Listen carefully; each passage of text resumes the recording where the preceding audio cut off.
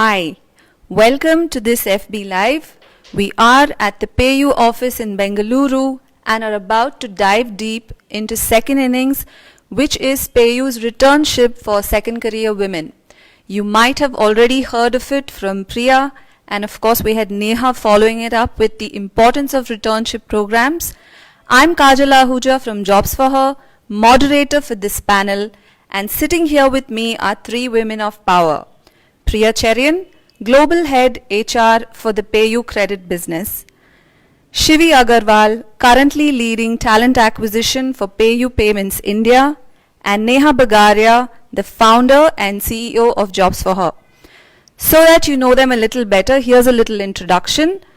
Priya Cherian, with over 2 decades of work experience, has in-depth experience across all facets of HR functions and across multiple cultures and organizations like Alibaba, Flipkart and Yahoo India. Known in the industry for her professional work ethic and compassionate approach, Priya has helped many in adapting to new companies and policies. Shivi Agarwal comes with 10 years of experience in HR. She has handled the entire gambit of HR and is currently involved in driving the talent strategy for the company. Her experience has been with fast-growing startups and companies like Zomato, Nearby and Cars24. In the past, she has been key in building teams and setting up functions from ground up while ensuring the incoming talent adapts to the culture and the goals of the organization. And Neha Bagaria, when Neha took a 3.6-year break in her own career when she had her children, that's when she came across the challenges a woman faces while re-entering the workforce. And that's how and when Neha decided to bring about JobsForHer. Prior to this, Neha founded her first company, Paragon, soon after she graduated from the Wharton School of the University of Pennsylvania. She has also worked with Chemwell, a contract pharmaceutical manufacturing company, and made significant contributions in the fields of HR, finance, and marketing strategy with them. We also have an offline audience present here of women returnees who are keen to know more and be part of the second innings program. Thank you for joining us, and we will open up the floor for your questions at the end of this panel. So without any further delay, let me start. My first question is for Shivi. Shivi, can you tell us a little about PayU as an organization, its work culture, and what got PayU to roll out second innings for women returnees? Hi everyone. Hi. So let me start by actually letting you know what PayU is business-wise, what is it that we do, then move on to our culture and why we got this program on board. So PayU is a leading financial services provider, right? We foray into 2 major businesses. One is our payments business, which basically means that we provide payment gateways to online businesses, right? So the payment gateway that you see. The other is our credit business, which entails, products like personal loans, buy now, pay later, and of course we can talk about the business in detail maybe after this. But to understand the kind of impact that we are creating, so we are currently in 18 global growth markets spread across Latin America, Eastern Europe, Central Europe, Asia, the Middle East, and Africa. So, the reason why we are in global growth markets is because we see a lot of potential in these markets, and that's where we focus upon. How do we create an impact where we can make a larger one than in markets which are already developed and, have a fair bit of services already, right? To understand the consumer base, so currently we are serving across all our regions, we are serving 2.3 billion customers. Coming to India, our impact is very large in airlines, so we cover more than 60% of the total business in the airline industry in India. More than 90% of the overall business in the e-commerce industry, which is a very, very big segment for us. And annually in India, we process about 95,000 crores worth of digital payments annually. So the kind of impact that we are creating is huge. Now everything is great business-wise. We are doing well. We are backed by Naspers, one of the largest and the best investors, across the world. So what next, right? When we have our meetings and we discuss about what is it that we stand for, what is it that our culture stands for. So our values, the what is it that we want to build in terms of the culture. So we build a lot of openness. We believe in taking risks. One of our values is courage. We want to go out there. We believe in very, very high ownership, right? And when we did an analysis to understand that what is it that is missing, what we found was a lot of difference of opinion is missing. Our current diversity ratios are about 30% women to 70% men, right? However, it doesn't resonate with the population that we serve. Because outside, when we see the population, the consumers that we have, those are 50% women. So a lot of times we are unable to understand what is it that women actually need out there, and we are building products for men, largely. So that is the reason why, that is the thought process that we started with, that we need more women. Now, I think Priya's already covered why a second innings, right? Women we can hire from campuses, we can hire a lot of freshers, we can hire people easily available in the market. But Priya put it very correctly that after a stage of a woman's career, it becomes very difficult to find good talent because so many of them break out. So many of them say that, they choose to stay back because of the other reasons that Neha mentioned. Which is why we thought that let's launch something where we can get skilled and experienced women, not just skilled, to come into our workforce and get the kind of expertise that maybe a fresher can't, and also provide them a platform to develop their own selves, right? Which is why we launched, a 6 months internship, a 6-month trainee program, rather. I wouldn't call it an internship, but it gives you an opportunity to work on different aspects of what you think your strengths are, and then decide your future accordingly. So that was the thought process of getting this in place. Do you want more details about the program? Yeah, if I can just put that question out. And while we are on it, since we are here for the second innings program, it would be great also to know what it entails, what the duration is, and what is the kind of support that's provided during the program. So to give you the details of this program, so we have our interview process, we have a recruitment drive today.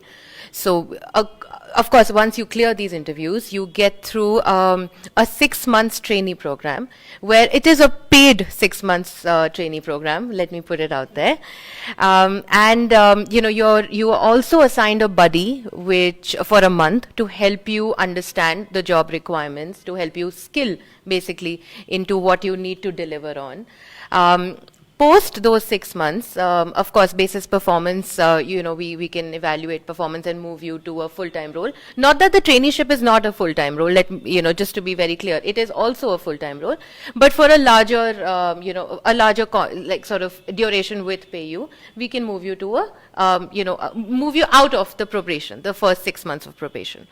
However, if somebody is doing really well, and somebody is already at par with the kind of skills that are required for a role, this can move sooner than 6 months also, right? In terms of care, so as a culture, we are trying to be very, very open and diverse. We've recently launched, a creche subsidy for working mothers and all single fathers as well, which is up to 5,000 rupees per month. We have a dedicated nursing room in our Gurgaon office. We are opening more in other offices now. We are a culture where we understand what the importance of flexibility of timings, the importance of sometimes when you want to, stay back at home for whatever need. We are very, very open. So as long as people are delivering, the culture is very supportive, extremely supportive. Yeah. Thanks, Neha. Thanks, Shivi. I'm sure that answered a lot of questions that our audience here and the women watching had. That's companies doing their bit to bring you back to work. But when it comes to women, Priya, would you be able to throw some light on what it is that maybe women on a break and women looking back looking to come back to work probably need to do on their part? I think Neha has covered a lot of that in her discussion, but I can pick up, a lot of stuff from my own career as well, which is very similar to what you said, Neha. I mean, in terms of the importance of having that mentor in your life, you cannot discount that. You just absolutely need to find that right person. Need not be a position that person holds. It need not be the function that person is in. It just need to be a person you can relate to, somebody who can, put themselves in your shoes and give you that kind of advice, which is going to take you to the next level and build your confidence. And just like you were saying, I, excuse me, always had mentors. Always had mentors from the time I started my corporate life, even to today. I mean, I do have a connect with my mentor every 3 months. Either he will ping me or I will ping him saying, hey, it's time for us to connect. And he's got nothing to do with fintech. He's got nothing to do with the industry I'm in or the position I'm working on. But he's somebody whom I can very well connect with. I mean, the problems which if I put across to him, he will just translate it in his own way where I can take that saying, okay, that makes sense. I mean, so he thinks in a different way from me, and that helps a lot. So that's number one. You definitely need to find what those anchors are for you, and multiple avenues. I think you brought up some really great avenues where women could find these kind of mentors. I mean, go check in your network on people you have worked with in the past, your friends' friends, whatever be, right? I mean, that's very, very important. The second is never lose touch with what's happening in the industry, right? I mean, great, you have priorities of taking care of your family, all of that, but at the same time, be in touch with what's happening in the industry, whether it be you attending forums, being part of conferences, taking trainings to make sure that you are sort of, more than anything else, it's building confidence for yourself. End of the day, that's what matters, right? I mean, many of these things, you can go to a classroom and get it, but if you don't have that confidence that you can do it, doesn't matter which training you to go to or what certification you get, it's not going to matter much, right? So that's my the second one in terms of what you need to be putting on your radar while on your break. Thanks, Priya. And that's as true as it can get. I mean, on our part, that's what we need to watch out for. And in saying that, I'm also letting you know that you can look up the second innings program. It is provided in this video with the link. If you click on it, it will take you to PayU's page, and you can find out all the details, how to apply, what it entails, what they just shared, all on that page. Coming to Neha. Neha, you've been in the space of women returnees for the longest time now. What is your take, on programs like these, their importance, and what has your experience been with companies that have already brought about these initiatives? Sure. So we've been pretty much trying to solve the whole problem of women re-entry into the workforce for the last 5 years. And there have been a lot of different channels that we've tried and tested, etc. And frankly, a lot of stuff that you will see on JobsForHer always comes through these conversations with our companies. Yeah, they are really the ones who are leading the charge when it comes to how do we solve for this problem and get women back. We are really the channel, we are the conduit, where we are making sure that all the work that these companies want to do, we get that to reach out to those women so that women know of all the opportunities that are lying in front of them. The Returnee program, in fact, when we started, there were very few companies, far in between, who were maybe trying to replicate a Returnee program that was ongoing in their global offices and bring that to India. And we saw a lot of different types of Returnee programs. One was where their regular job openings, they had a recruitment channel for women returnees to get onboarded into the regular job openings from day one. And they provided some sort of a mentor or buddy for those women through that Returnee program. The second one was like the kind you're seeing today, which is the second innings program, which is a completely systematic program of not just getting women to get onboarded into that company, but provide them that hand holding, that support, that even that skilling that is required during a period of time. And that has really been this returnee internship or returnship program that we've seen with companies. Again, you have companies in tons of different industries who have started to offer these, starting from tech, BFSI, even like avionics, yeah, construction, all of them. Because, and the reason that they're starting this is it's very important for all of you in the audience to keep in mind that the reason they're starting this is not for any sort of CSR or, corporate social responsibility or charity. They're doing this because they recognize that this is a very strong candidate pool that they want to get as part of their companies, right? And that is why they're putting in so much time, money, effort to curate the right program according to their company's policies, their company's requirements, and according to what will really work in getting those women as part of that program. And the idea is, of course, to use that internship program to be able to convert those interns into their full-time roles post the program. Yeah, because that is when they will really see the value of having that entire program. Which is why at the beginning of the program, they also make sure that the fitment that the candidate has with the company is very strong. Yeah, the returnee program, all it does is gives you a ramp-up process to be able to then reach that kind of expectations level role that is required at the end of it. Many times when a woman has taken a break also, it becomes very hard for her to peg herself when she's getting back to work. Yeah, and sometimes they end up feeling shortchanged or getting shortchanged, and when they jump back into a regular job opening, because they just, we call this the anything answer at JobsForHer, where we always tell women, please, in an interview, never give the anything answer, which is that, any title is fine, any package is fine, any role is fine, yeah. When it comes to a returnee program, it gives you that 3 months or 6 months to figure it out. Okay, to know that exactly what your title should be, what your package should be, what are the exact skills and capabilities that you are kick-ass at and will be able to put on the table for that company, and what that company's needs are and how you'll be able to fulfill it. So returnee programs are frankly our very favorite when it comes to JobsForHer, and my hope is one day every company in India will also have a returnee program. And I can attest to that because I came back to JobsForHer through a returnee program, and everything that Neha said, I could see it translate in my journey, where you were not sure about coming back, but the employer is probably sure of hiring you, and the hand-holding that maybe a buddy can do, a restart buddy, can make all that difference, because you do have it, you just need to rediscover it. So, and with that, I'm coming to my last question for Neha. Neha, JobsForHer, as I was just saying, also has the returnee internship opportunity. So, what got you to roll it out, and what, according to you, has been the outcome of the program? Sure. So I think so it was again, obvious to us that if there's anything that we take to our companies, we have to be the guinea pigs for it first. Yeah. So whatever we suggest to companies, we first try it out ourselves, see if it works, and then we have the confidence to take it to our companies and tell them that, hey, this is what you should do. And which is why the first employer on the portal for a returnee internship was JobsForHer.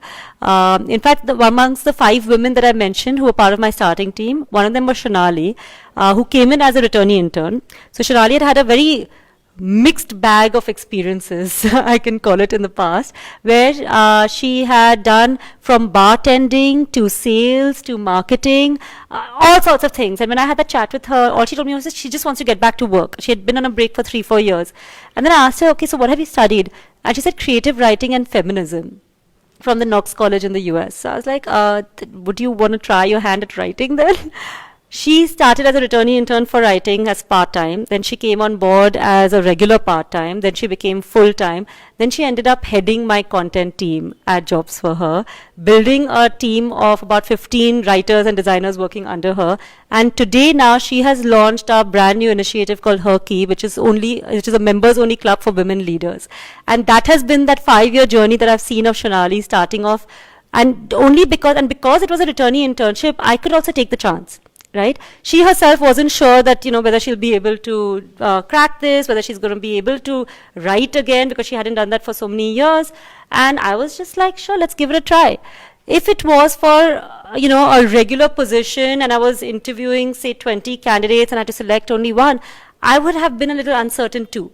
Yeah, but in this case, it was a win-win situation for both of us, and it surely has ended up being over these 5 years. Thanks, Neha. Yes, a returnee internship is a win-win situation, and that's what we know second innings is going to prove to be for the women who are looking out for it. We are opening the floor for questions. I can't pass the mic around, so if you can voice out your question, I will repeat it again for our online audience. Does anyone have a question? Do we have anything that you want to ask about women, about their journey or the second innings program? I know you have all the details, but if there's something that you want to quote from your journey or from where you come, where you've worked earlier and what it is that you're looking out for?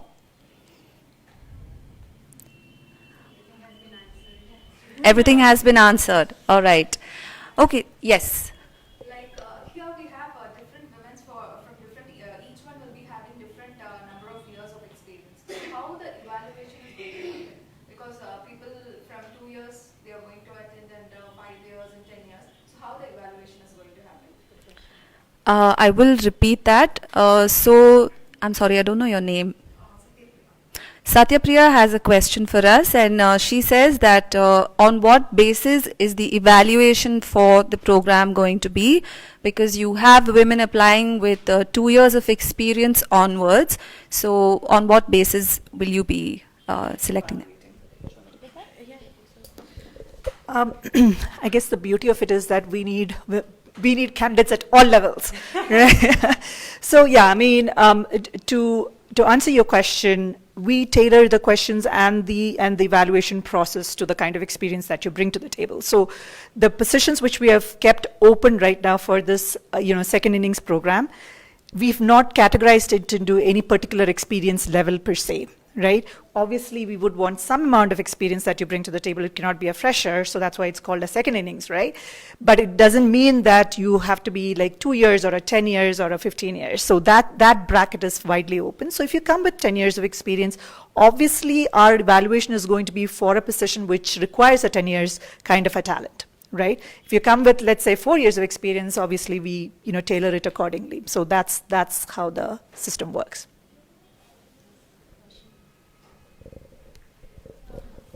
Thanks, Priya. Yes. I'm Dipali. My question to Priya.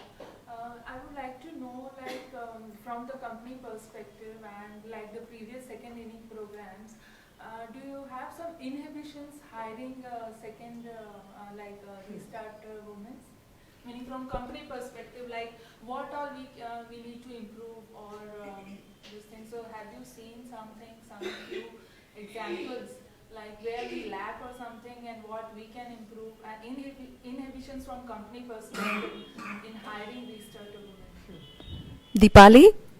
Dipali has a question, and she asks if on the company's end, if they have inhibitions while hiring restarter women, if they have any, then she'd like to know what they are.